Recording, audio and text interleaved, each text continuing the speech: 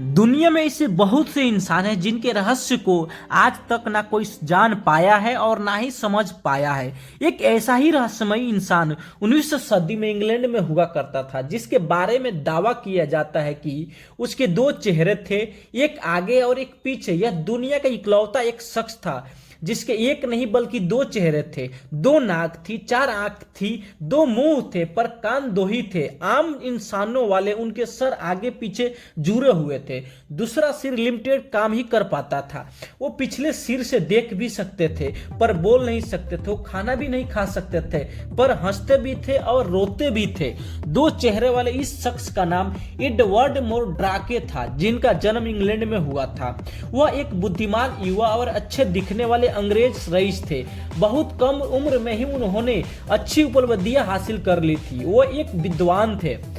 कहते हैं कि एडवर्ड का दूसरा चेहरा सक्रिय अवस्था में नहीं था, लेकिन जैसे ही वो सोने की कोशिश करते थे उनका दूसरा चेहरा जग जाता था। वह रात भर फुसफुसाता रहता था। वह अजीबोगरीब आवाज रात भर निकालता रहता था। इस वजह से वो रात भर ठीक से सो भी नहीं पाते थे। इसीलिए वो परेशान और दुखी रहते थे और कभी कभी सोचते थे कि ऐसा जन्म लेना ही धिक्कार, और मन में अजीबो गरीबों के विचार सोचते रहते थे। कभी कभी सोचते थे कि आत्महत्या कर लूं।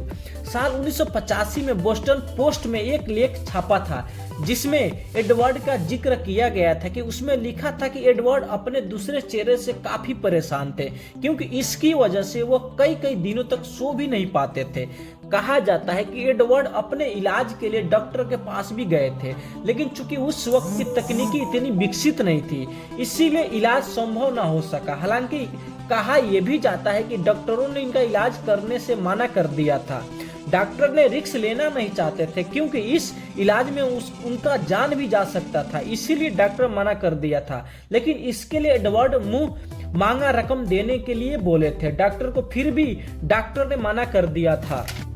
कहते हैं कि एडवर्ड के सिर के पीछे वाला चेहरा एक लड़की का था, जिसकी आंखें तो थी लेकिन वो देख नहीं सकती थी। इसके अलावा उस चेहरे का मुंह भी था, लेकिन वो खा नहीं सकता था और ना ही जोर से बोल पाता था, बस फुसफुसाता था, और वो भी नर्क के बारे में।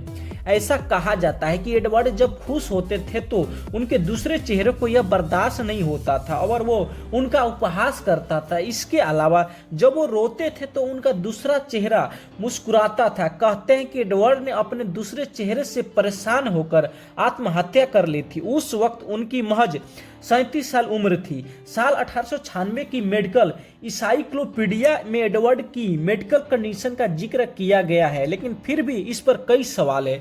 लोग इसे कहानी ही मानते हैं।